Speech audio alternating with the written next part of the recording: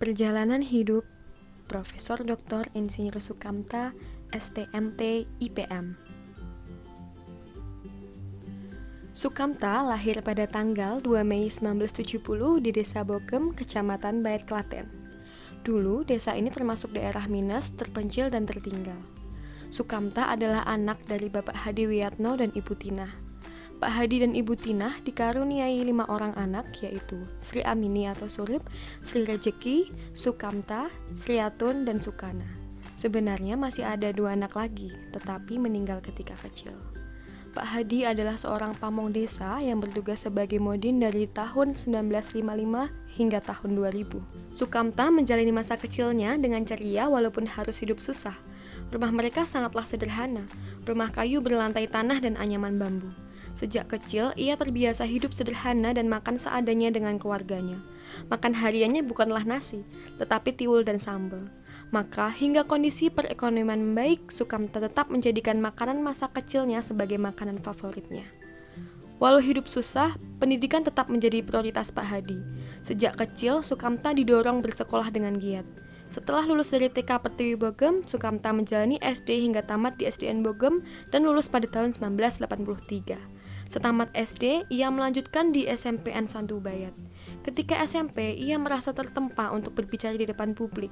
Berbekal pengalaman dan pelajaran ketika SD, Sukamta dipercaya untuk memberikan khutbah di masjid.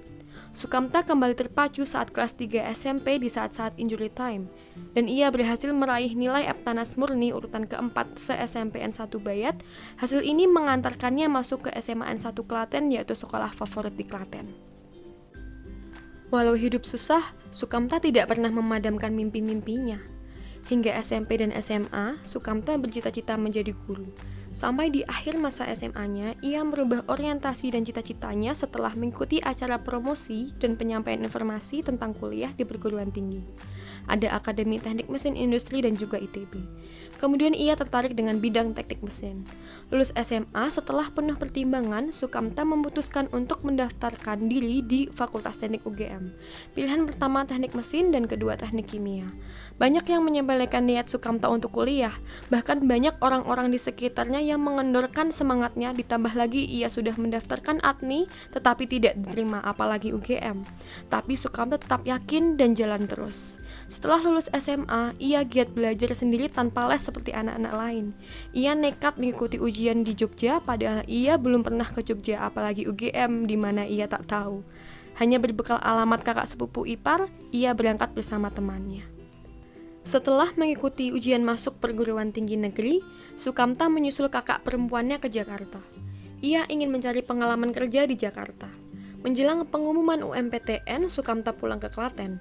Sampai di rumah sudah ada surat dari UGM yang menyatakan bahwa ia diterima sebagai mahasiswa teknik mesin Universitas Gadjah Mada.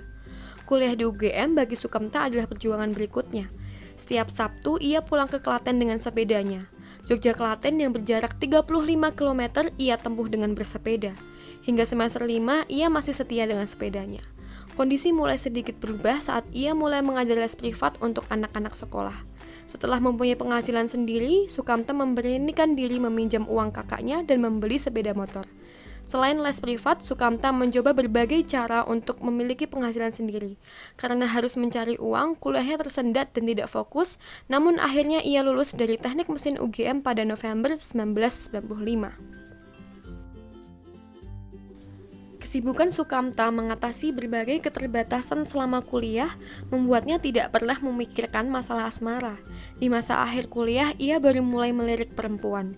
Ia diajak temannya untuk menghadiri acara tryout masuk IAIN yang diselenggarakan oleh alumni Pendidikan Guru Agama Negeri Klaten.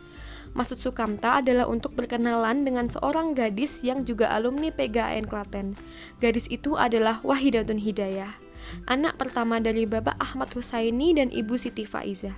Sejak bertemu Wahidatun Hidayah, Sukamta langsung jatuh cinta. Setelah perjalanan yang panjang dan penuh cerita, Sukamta menikah dengan Wahidatun Hidayah pada 5 Oktober 1996. Cinta yang ia cari selama 3 tahun lamanya kini terus bersemai. Hasilnya 4 orang putri cantik, Rahma Aulia Harunisa, Rifda Salsabila Zahra, Rashida Kamilatun Nikmah, dan Rasiha Abidah Solihah. Ketika menikah, Sukamta sudah menjadi dosen teknik mesin UMY. Sebelumnya, ia sempat kerja di perusahaan di Jakarta. Sukamta juga melanjutkan pendidikannya, ia mengambil S2 dan lulus pada tahun 2000. Setelah menikah, Sukamta dan istri hidup mandiri lepas dari orang tua. Pertama, mereka mengontrak di perumahan selama setahun, kemudian pindah mengontrak di Dusun Balong, Donoharjo, Ngaglik, Sleman. Setelah pindah, Sukamta dan istri mulai berpikir untuk berwirausaha. Mereka mendirikan mebel Rahma, mebel kecil-kecilan dengan bekal istrinya sebagai anak pedagang mebel. Semakin lama mebel berkembang, hingga pada tahun 2002, mereka menabung dan membeli tanah hingga membangun rumah dan memindahkan mebelnya. Dengan perjalanan pernikahan mereka, Sukamta dan istri menunaikan ibadah haji pada tahun 2006 setelah mendapatkan motivasi dan dorongan dari bapak mertuanya, Bapak Haji Ahmad Husaini.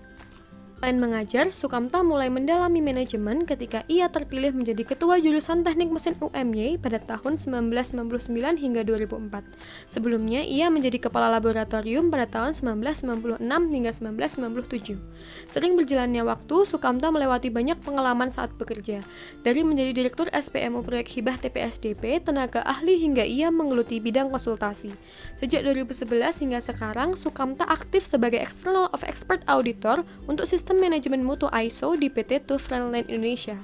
Ia juga mendirikan perusahaan sendiri, CV Rahma, yang bergerak dalam bidang konsultan manajemen dan juga teknologi informasi. Semakin berkembangnya CV Rahma, Sukamta juga mendirikan CVH Puma yang bergerak dalam bidang konveksi. Sukamta juga menjadi pembimbing haji dan umroh karena pengalamannya. Ia juga melanjutkan pendidikannya, perlu waktu sekitar 6 tahun untuk menyelesaikan S3-nya. Ia lulus pada tahun 2012 dan bergelar doktor.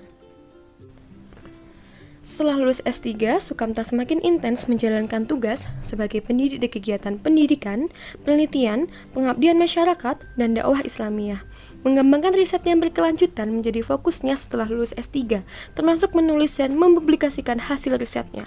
Tulisan pertamanya terbit pada tahun 2015, setelahnya tulisan-tulisan selanjutnya juga terbit.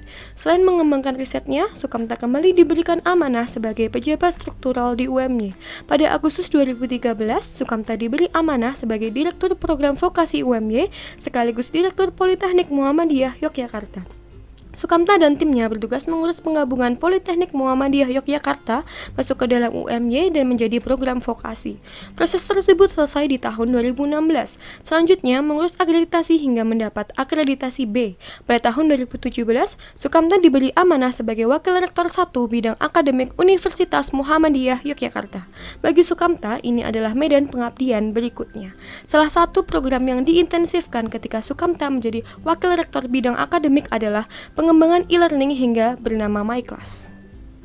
Setelah perjalanan panjang yang Sukamta lalui, mulai dari tulisan pertamanya yang terbit pada tahun 2015 hingga 2020 ini ada 10 artikel yang berhasil terbit di jurnal internasional dan semuanya terindeks Scopus. Sukamta mulai mengikuti saran-saran dari tim UMY yang bertugas mengarahkan untuk menjadi guru besar. Setelah melalui berbagai proses, seluruh berkas pengajuan guru besar kemudian dikirim ke Jakarta dan mulai disidangkan. Hingga akhirnya terbitlah SK Guru Besar pada 23 November 2020. Sukamta resmi bergelar profesor. Pencapaian menjadi guru besar menurut Sukamta merupakan sebuah anugerah yang tak ternilai dari Allah Ta'ala yang wajib disyukuri.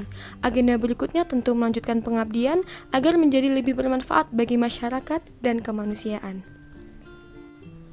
Kemiskinan bagi keluarga itu bukan untuk diratapi, tetapi justru untuk disyukuri dan menjadi titik tolak untuk berjuang, karena syukur akan menjadikan hidup lebih indah dan nikmat Allah akan bertambah. Anak desa yang hidup susah, kini telah bergelar profesor.